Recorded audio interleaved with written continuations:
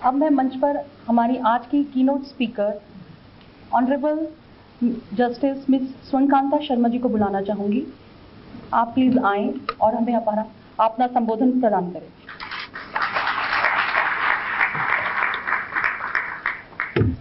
सभा में उपस्थित सभी प्रियजनों को मेरा नमस्कार।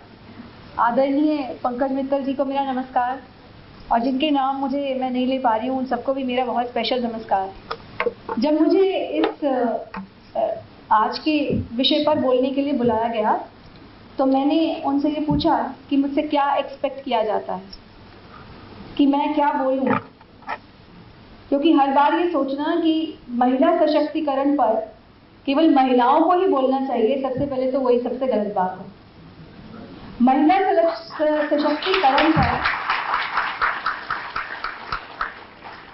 सशक्तिकरण पर बोलने के लिए सबसे ज्यादा जो इम्पोर्टेंट लोग हैं वो पुरुष हैं, क्योंकि पुरुषों के बिना ये मुहिम जिसे आप सशक्तिकरण कहते हैं वो कभी पूरी हो ही नहीं सकती। आपका जो टॉपिक है वो है शक्ति से सशक्तिकरण। तो मैंने ये पूछना था कि शक्ति का कैसा सशक्तिकरण, क्योंकि शक्ति तो खुद में ही इतनी शक्तिशाली है कि वो बाकी सभी को सशक्तिकरण कर दे। इस बात पर आते हुए जो इस बात का जिसको ये मुद्दा समझा जाता है, जिसे मैंने कभी मुद्दा नहीं समझा, वो ये है जेंडर और फेमिनिज्म। ये हो सकता है कि मैं कुछ बातें ऐसी कहूं जो शायद मैं अपनी कोर्ट में ना कह सकूं, और जैसा कि मैंने कुरुक्षेत्र में भी ये कहा था कि कुछ बातें जो दिल की होती हैं वो इन्हीं तरीके की सभाओं में कही जाती हैं। तो एक डिस्क्लेमर देना चाहती हूँ, क्योंकि वकालत से भी हूँ, कि मैं जो कहूँ उसे उसी के परिप्रेक्ष्य में समझा जाए, और कल कोई भी बात कहीं मीडिया की सुर्खियां ना बने।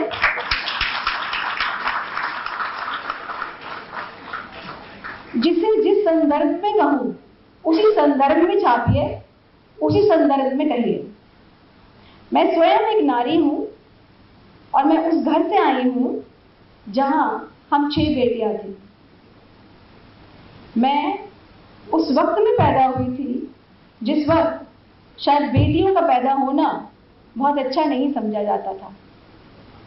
मैंने अपनी परिभाषा, महिला सशक्तिकरण की परिभाषा को अपनी माँ की गोद से ही शायद सीख लिया था, और अपनी दादी और अपनी दादा से भी मैंने बहुत कुछ सीखा।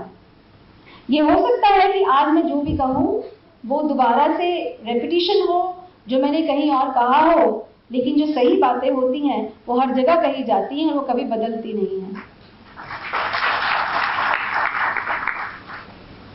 जब मेरी माँ की 6 लड़कियां हुई और कोई लड़का नहीं था, तो मेरी माँ को कई लोगों ने ये कहा कि तुमने शायद पिछले जन्म में मोती दान नहीं किए होंगे, इसलिए तुम्हारी 6 बेटियां पैदा हुई। उस वक्त ये हास्य का विषय नहीं था, उस वक्त ये उस प्रकार का विषय था कि मेरी माँ को कैसा महसूस हुआ होगा जब उन्होंने ये बात सुनी होगी। और शायद लोगों को ये लगता होगा कि उनकी सास ने, उनके पति ने या उनके ससुर जी ने उनसे ये बात कही होगी। मगर आपको ये जान के बड़ा आश्चर्य होगा कि मेरी दादी जी, मेरे दादाजी और मेरे पिताजी उनके सबसे बड़े शक्ति के संबल थे, जिन्होंने कहा कि तुमने देवियां पैदा की।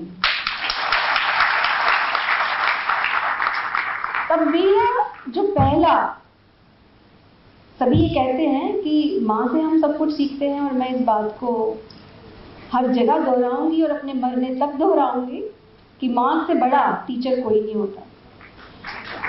तो मैंने अपनी माँ से ये सीखा कि महिला सशक्तिकरण असलियत में कैसा होता है।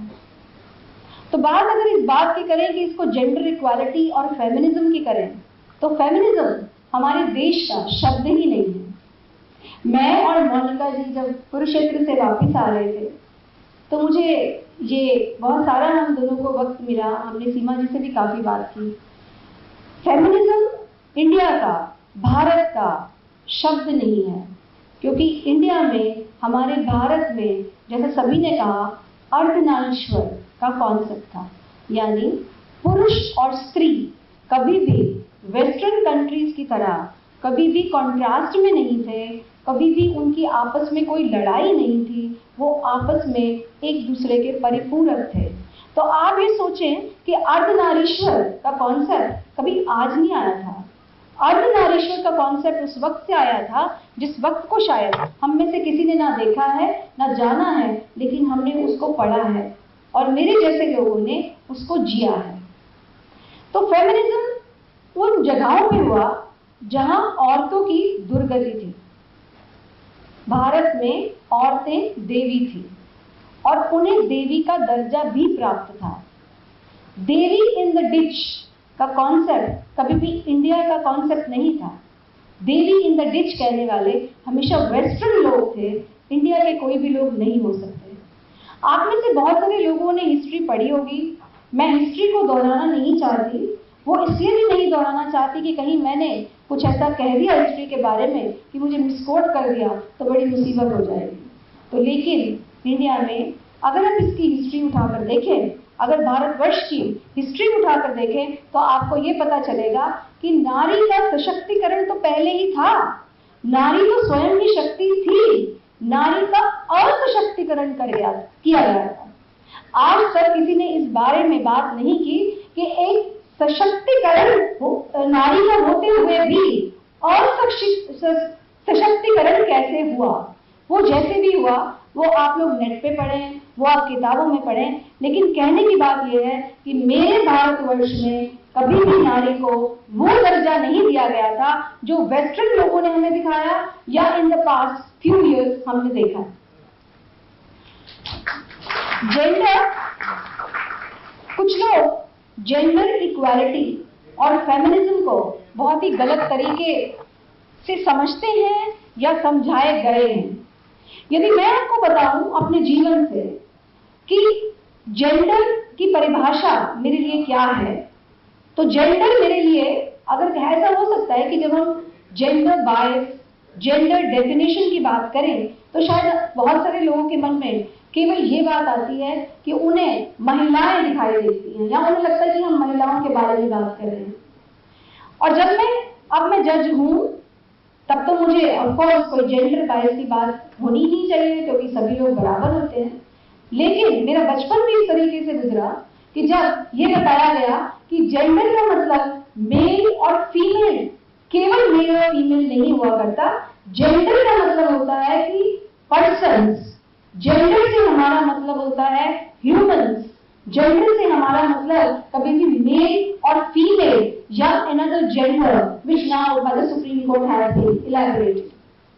वैसे भी अगर आप देखें तो हिंदुत्व में, हमारे भारतवर्ष में कॉन्सेप्ट जो है वो आत्मा का है।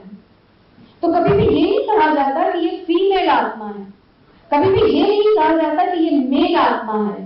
तो हर प्राणी चाहे वो पुरुष के रूप में जन्म लेता है या वो स्त्री के रूप में जन्म लेता है, वो आफ्टर ऑल एक आत्मा होता है। और जैसा कि मोनिका जी ने भी बताया कि जब भी हम 5 तत्वों में विलीन होते हैं तो उस वक्त इस बात की कोई बात, इस बात की कोई बात, इस बात की कोई चर्चा कभी नहीं हुआ करती कि ये एक फीमेल सोल थी।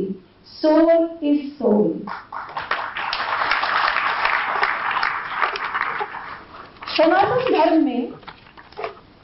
सनातन धर्म में हमेशा स्त्रियों का सम्मान किया गया और आपने बहुत से ऐसे भाषण, ऐसे बहुत से संवाद पहले सुने होंगे।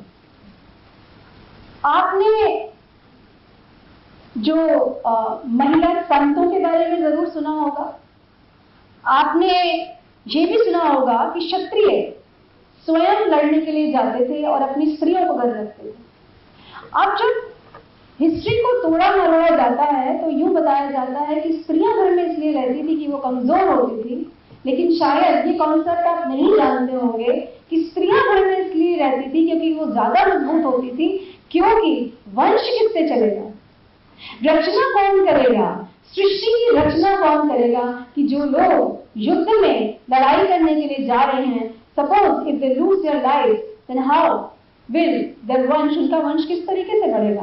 तो नारी के ऊपर एक भार था, नारी के ऊपर एक जिम्मेवारी थी वंश को बढ़ाने की, और वंश को बढ़ाने की जिम्मेवारी इसीलिए उसको सृष्टि का रचयिता कहा जाता है, इसीलिए क्योंकि वो अगर वो ना होती तो क्षत्रिय उन्हें वो भी जा सकती थी, उनको कभी भी ये नहीं कहा गया था कि आप शरीर से कमजोर हो। वो इसलिए कभी भी वॉर जोन में नहीं गए क्योंकि उनके ऊपर वॉर जोन में जाने से एक बड़ा दायित्व था।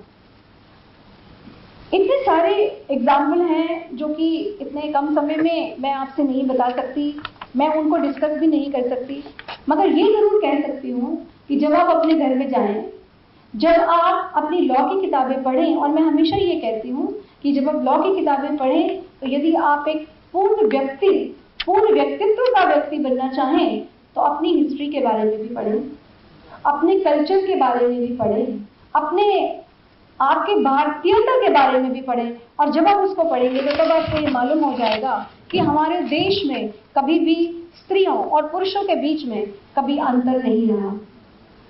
फेमिनिज्म, ये सोचना कि फेमिनिज्म सिर्फ औरतों के बारे में है या फेमिनिज्म की सारी जिम्मेवारी केवल औरतों पे है और सिर्फ औरतों ने ही फेमिनिज्म को आगे बढ़ाया है, तो शायद इससे बड़ी मिथ्या कुछ नहीं हो सकती। जैसा मैंने आपको बताया, मैं उस घर से आती हूँ जहाँ पे 6 लड़कियां हैं। मुझे ऐसा लगता है कि मेरे पिता या मेरे दादा वो सबसे बड़े फेमिनिस्ट थे। वो इसलिए सबसे बड़े फेमिनिस्ट थे कि आज अगर मैं आपके सामने खड़े होकर कुछ बोल सकती हूँ तो ये उसी फेमिनिज्म का एक रूप है कि उन्होंने कभी भी मुझे पढ़ाने से, मुझे बाहर निकलने से, मुझे अपनी आवाज उठाने से, अपने मन की बात कहने से कभी भी नहीं रोका। तो जब आज आप यहाँ से, तो आप इस बात को अपने दिमाग से निकाल दें कि अगर फेमिनिज्म की ही आपको बात करनी है तो फेमिनिज्म की बात सिर्फ औरतें ही किया करती हैं या फेमिनिस्ट औरतें ही हुआ करती हैं, ऐसा कभी नहीं होता। जब फेमिनिज्म की बात करते हैं तो एक मिथ्या शायद ये भी है कि सारी औरतें अच्छी होती हैं और सारे पुरुष खराब होते हैं। ऐसा भी नहीं होता। ना तो सारी औरतें अच्छी हुआ करती हैं और ना ही सारे पुरुष खराब हुआ करते हैं। कभी ऐसी भी बात नहीं है कि सारे अत्याचार औरतों पे होते हैं और कभी आदमियों पे अत्याचार नहीं होते।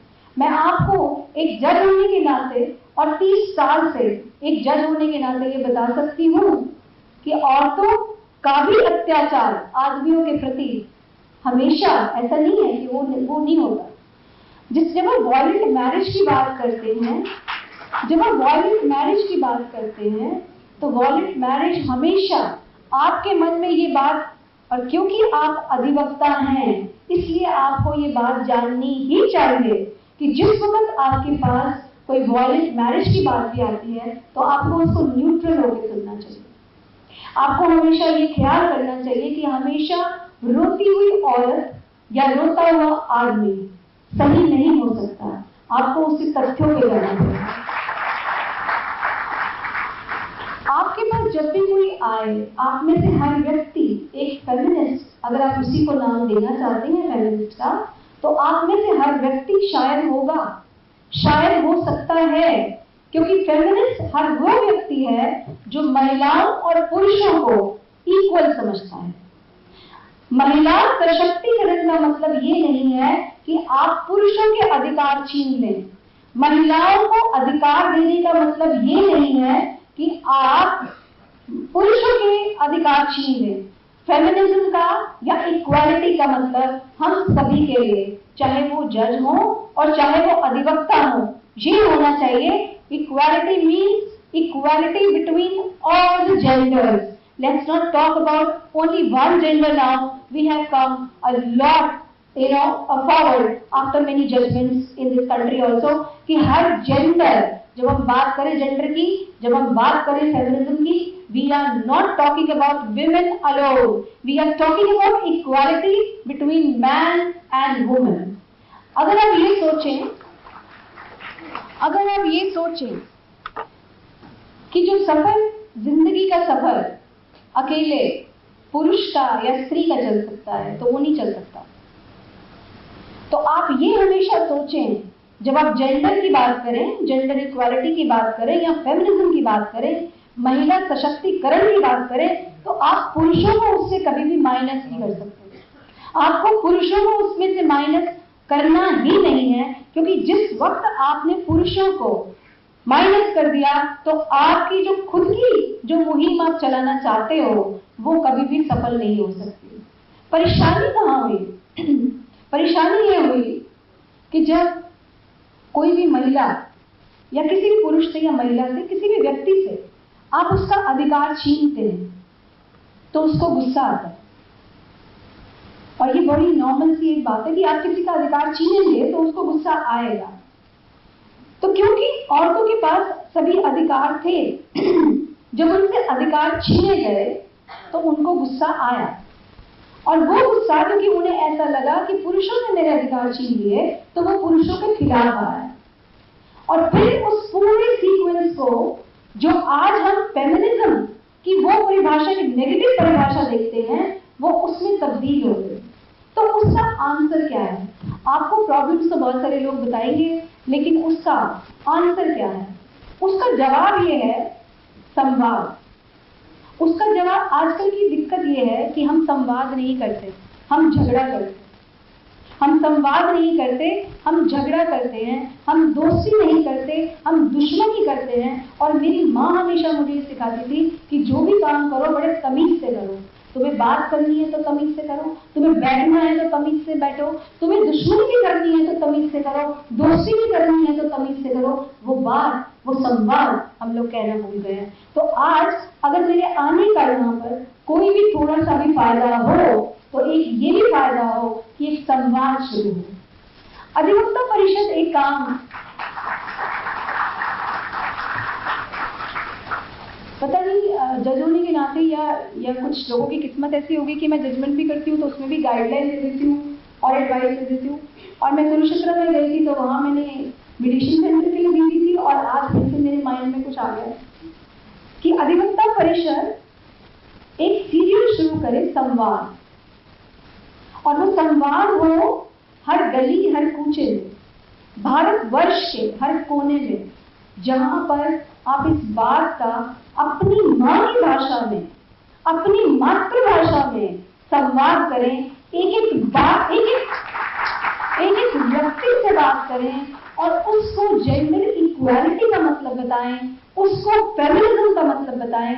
और जो एक बात, जो एक लड़ाई, जो एक दुश्मनियत पैदा हो गई है आदमियों और औरतों में अपने हाथों को लेके, उसको दूर करें और उन्हें बताएं कि ये लड़ाई नहीं है। औरतों के लिए बोलने का मतलब ये नहीं है कि मैं एंटी मैन हूँ। Being pro woman doesn't mean I am anti man. And every woman who is sitting here has to understand this, that if you are talking about your rights, you are not talking about taking away rights of all the men who are present here, all the men who are in your life. बहुत लंबा भाषण नहीं कर सकते, बोलने के लिए तो बहुत सारी बातें हैं। तो जब आप संवाद शुरू करेंगे तो तब मुझे बुलाइएगा तो तब कुछ बोलेंगे। आप एक बात जो भी मैं कहना चाहती हूँ, कुछ और बातें, कुछ औरतें या कुछ आदमी या कुछ लोग ऐसा समझते हैं कि नारी सशक्तिकरण तभी होता है जब नारियां अपने घर से बाहर निकलती हैं। और कुछ समय पहले तक मुझे भी ऐसा लगता था कि शायद यही बात होती है कि वो जो चाहे वो करें, वो नारी सशक्तिकरण होता है। तो आज से 10 साल पहले जब मैं रोहिणी कोर्ट में जज थी तो मेरे पास एक फीमेल एक स्टाफ थी। तो उनका एक छोटा बच्चा था जिन्हें उनकी सासू माँ रखती थी। तो जब यहाँ प्रगति मैदान में मेला लगता है, तो प्रगति मैदान में मेला लगा तो मुझे आदत थी कि मैं उन्हें कहती थी कि मैं आज सबको आधी छुट्टी दे रही हूँ, लेकिन गो एंड दे कैन, वो जाके वहाँ पे देख सकते हैं। तो मैंने जब उसे बुलाया और मैंने उसे कहा कि आप जाना चाहोगी, तो उसने बोला हाँ मैं कभी गई नहीं हूँ। She is about 30 years old. उसने बोला मैं दिल्ली में ना मैं कहीं गई नहीं हूँ। तो मुझे जैसे बाकी लोगों को वो स्टीरियोटाइप ख्याल आता है कि इसकी सास बहुत बुरी होगी, इसका पति बहुत खराब होगा, ये बेचारी सारा दिन काम करती होगी, ये तो कितनी दुखी होगी। बिल्कुल वैसी एक पिक्चर मेरे सामने आई। लेकिन उसकी 2 बातों ने मेरी आंखें भी खोल दी और मेरा दिमाग भी। उसने मुझे बोला, नहीं मैम ऐसी बात नहीं है, मेरी सास सारा दिन पता नहीं कैसे मेरे बच्चों को रखती हैं, वो उनका बहुत अच्छा ख्याल रखती हैं, तो मेरा खुद ही का मन नहीं करता कि मैं कहीं जाऊं, तो मुझे लगता है कि मैं शाम को जाऊं और मैं ही उन्हें कुछ गरम गरम रोटी बना के खिला दूं और अपने बच्चों को पालूं। वो लड़की भी 70,000 रुपया महीना कमाती है, वो भी नारी सशक्तिकरण का एक रूप है कि ये उसकी मर्जी है कि मैं ऐसा नहीं करना चाहती। तो जो एक्चुअल नारी सशक्तिकरण होता है वो ये होता है कि मैं जो करना चाहूं, मैं जिस प्रकार से जिस बात को करना चाहूं, मैं वो कर पाऊं। और पुरुषों की बुराइयां तो बहुत है, थोड़ी महिलाओं की भी करी जाए। नारी सशक्तिकरण की बात कभी भी ये बात किए बिना कभी कंप्लीट नहीं हो सकती। नारी सशक्तिकरण करने के लिए आपको एक बात समझनी पड़ेगी कि एक चीज होती है जिसको हम कहते हैं जजमेंटल होना। तो हर बार ऐसा नहीं होता कि औरतों के बारे में आदमी ही जजमेंटल होते हैं, उनकी चॉइसेस को लेके, उनकी जर्नी को लेके, उनके कपड़ों को लेके, उनकी ज्वेलरी को लेके, उनकी नेल पेंट को लेके। ये बड़ी मंडेन बातें लगती होंगी कि आज इस सभागार में मैं इन बातों को क्यों कर रही हूं, क्योंकि वो ही आपकी रोजमर्रा की बातें हैं जो आपको बनाती और आपको बिगाड़ती।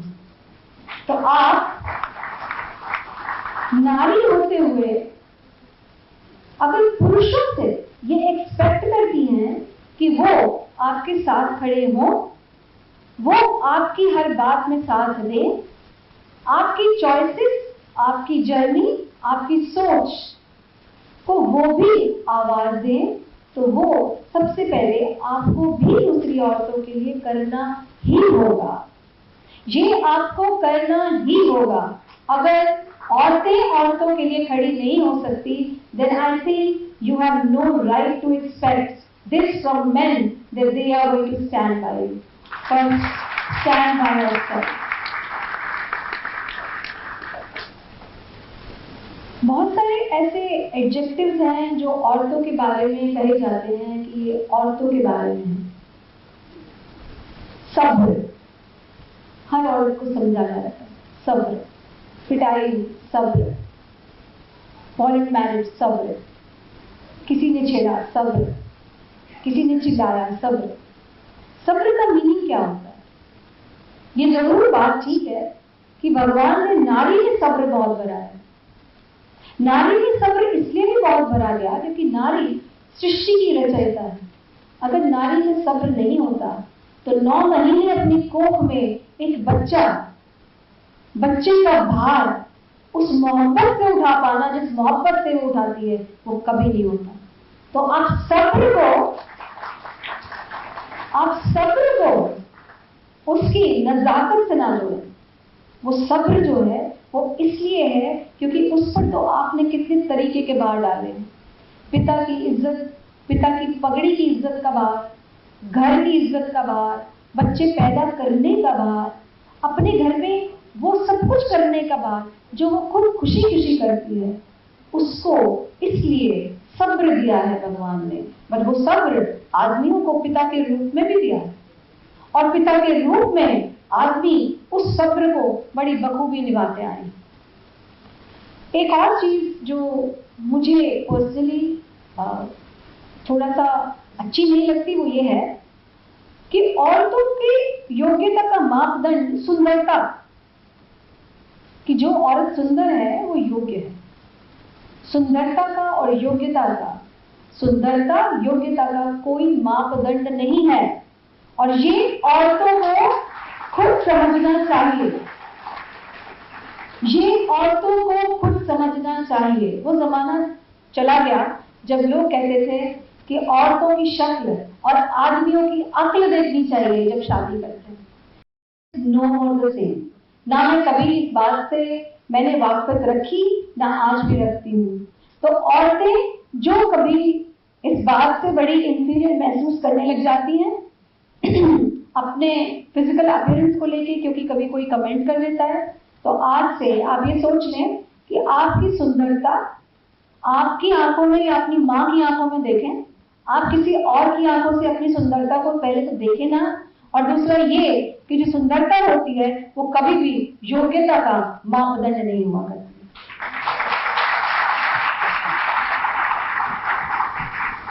मैं भी पर्सनली बहुत लोग ये बोलते थे कि half glass full half glass खाली वाली चीजें देखते हैं अपनी लाइफ में। मैंने कभी भी personally, thank you so much, मैंने कभी भी पर्सनली, मेरे पास ये आधा गिलास है तो मैंने कभी इसको आधा गिलास या पूरा गिलास कभी सोचा ही नहीं। मैंने हमेशा ये सोचा कि मेरे पास कैसा भी गिलास हो मैं उसको भर सकती हूँ, मैं अपनी योग्यता से भर सकती हूँ। क्योंकि मुझे ये कहा गया कि मैं अपनी लाइफ की जर्नी से आपको कुछ बताऊं, और अब मैं जो कह रही हूँ वो काफी ज्यादा समय हो जाएगा, तो मैं अब उसको बस 5 मिनट में खत्म कर दूंगी। अपने जीवन से अगर मैं आपको कुछ बताना चाहूँ तो मैं आपको 2-3 चीजें बताना चाहूंगी। कि सबसे पहले तो जब मेरी माँ ने मुझे ये सिखाया कि औरतें जो भी किया करती हैं ट्रेडिशनली वो उनकी पावर होती है, वो उन्हें पावरलेस नहीं बनाती। If you want to cook you can cook, if you want to sew you can sew, and if you want to do stitching you can do stitching, if you want to go out you can go out, you can do whatever you want in your life. तो जब आप अपने बच्चों को बड़ा करें तो आप उन्हें जो भी सिखाएं उनके पीछे ये कन्विक्शन डालें, उन लड़कियों में भी और लड़कों में भी ये कन्विक्शन डालें कि वो बराबर हैं। अगर आप लड़कियों को सेफ्टी सिखाएं तो अपने लड़कों को कंसेंट का मीनिंग भी सिखाएं। जब आप अपनी लड़कियों को कभी स्वेटर बुनना सिखाएं तो उन्हें सपने बुनना भी जरूर सिखाएं।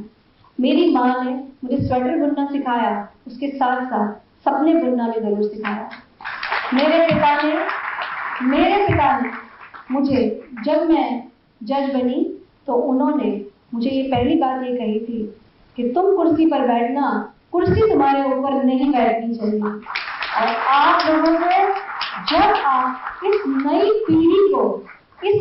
पीढ़ी को जिस वक्त अधिवक्ता परिषद पर बहुत सारी जिम्मेवारियां हैं, जिस वक्त आप इस नई पीढ़ी को आप तैयार करें तो उसको ये बताएं कि भारतवर्ष पर जो गर्व आपको करना चाहिए, तो अधिवक्ता होते हुए आप बहुत से ऐसे काम कर सकते हैं जो वो लोग नहीं कर सकते जिनको लॉ की नॉलेज नहीं है।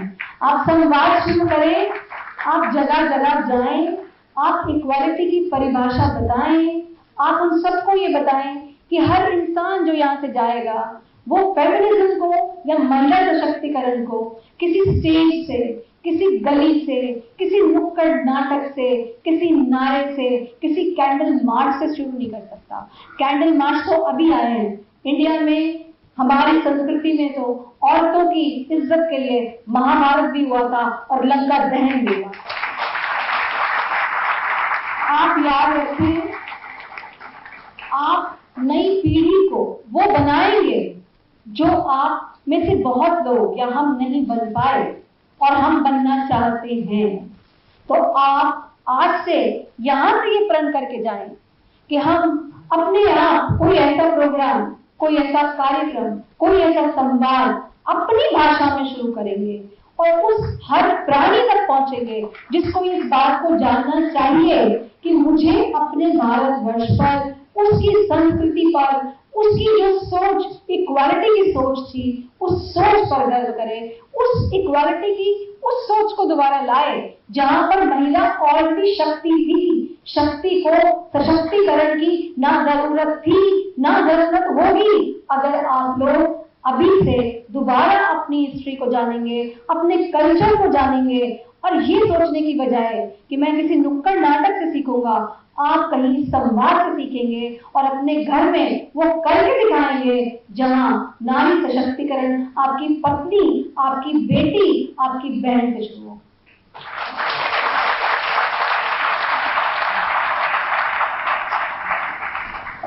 स्वयं को कभी कम ना समझें और जो लोग एम्पावर्ड हो गए हैं, जो लोग एम्पावर्ड हो गए हैं वो दूसरों को एम्पावर कर सकते हैं।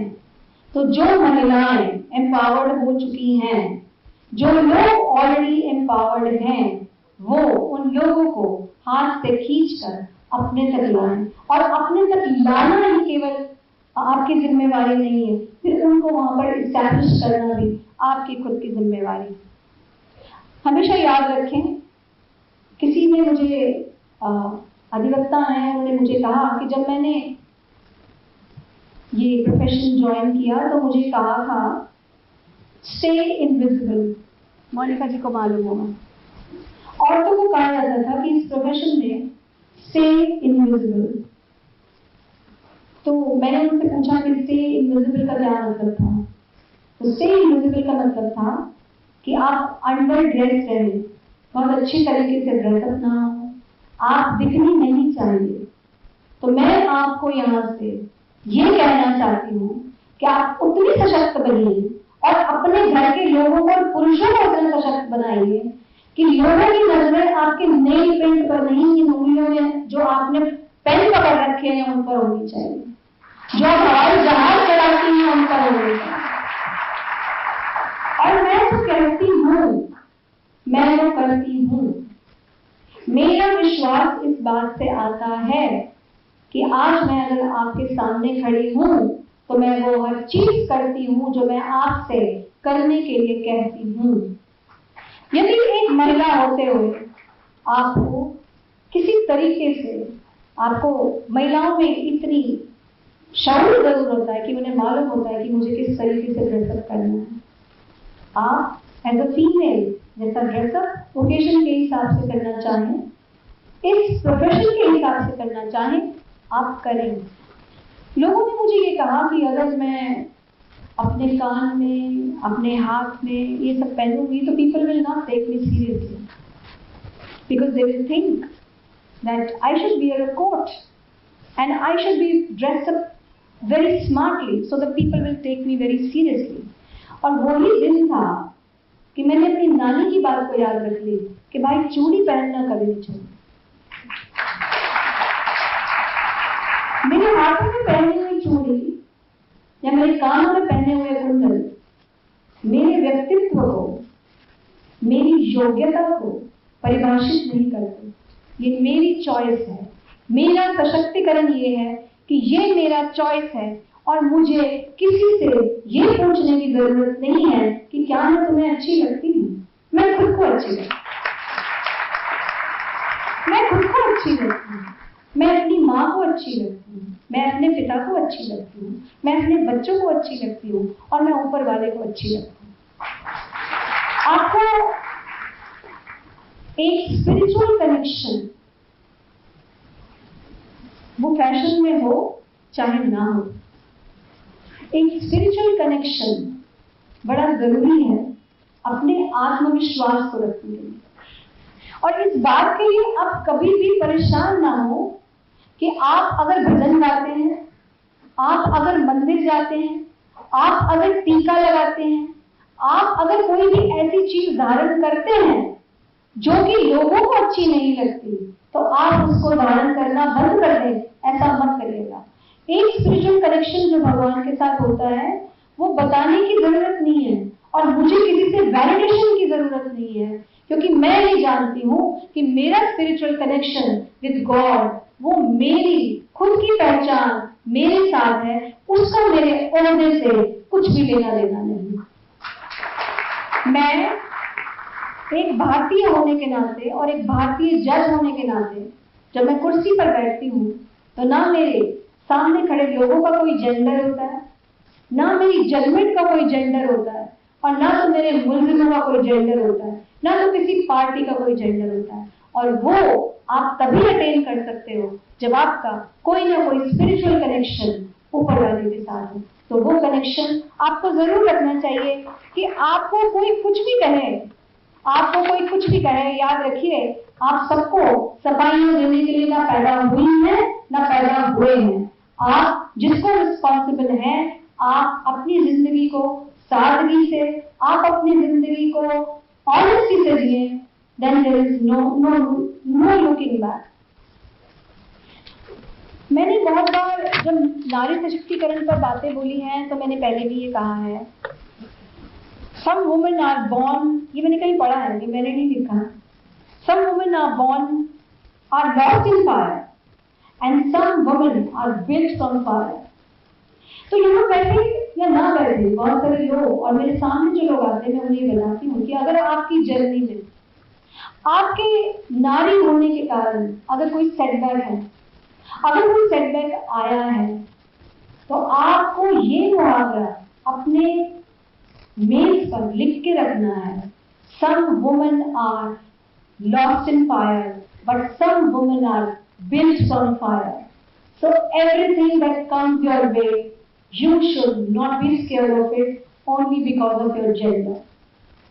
Also, whenever you accept, this is my request to all the women, whenever you accept a compliment from a man, it should not be at the cost of another woman.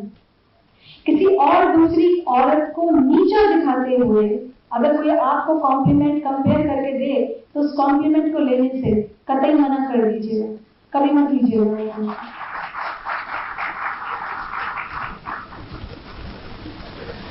मैंने एक कविता है, वो कविता मैंने आज से 10 साल से मैं जब भी 8 मार्च को कहीं भी जाती हूँ तो पढ़ती हूँ।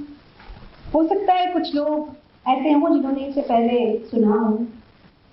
इस कविता को मैं पढ़ रही हूँ, लेकिन उससे पहले मैं आपको ये बता दूं कि मैं नारी और पुरुष के सफर को एक मानती हूँ, और मैं चाहती हूँ कि अब जब हम यहाँ से जाएं तो हम उस सफर में एक भागी हों और संवाद शुरू करें, लड़ाई न शुरू करें। ये कविता पढ़ रही हूँ कुछ औरतों के लिए सिर्फ इस कारण से कि बहुत बार लोग ये पूछते हैं कि औरतों को अभी भी विशेष अधिकार क्यों चाहिए या औरतें विशेष क्यों हैं। ये कहते हुए कि वो सभी समान हैं, मैं आपका ध्यान एक छोटी सी चीज की तरफ आकर्षित करना चाहती हूँ जो हम सबके घर में रोज होती है मगर हम उस पर ध्यान नहीं देते। औरतें क्या करती हैं और हम कभी उसको नोट भी कर पाते हैं या नहीं कर पाते, फिर भी पूरी मोहब्बत से आपका साथ देती हूँ।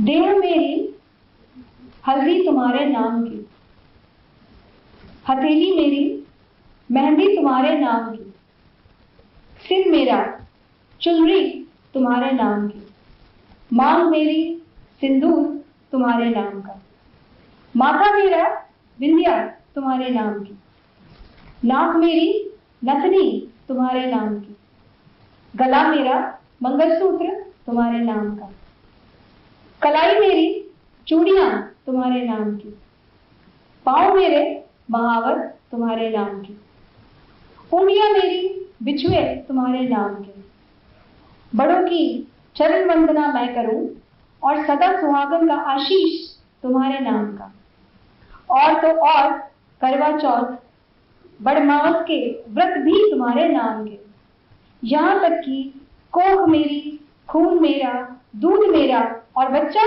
तुम्हारे नाम का, घर के दरवाजे के बाहर लगी नेम प्लेट वो भी तुम्हारे नाम की, और तो और मेरे नाम के सामने लिखा गोत्र वो भी तुम्हारे नाम का, सब कुछ तो तुम्हारे नाम का। नम्रता से पूछती हूँ तुम्हारे पास कुछ है मेरे नाम। बहुत धन्यवाद।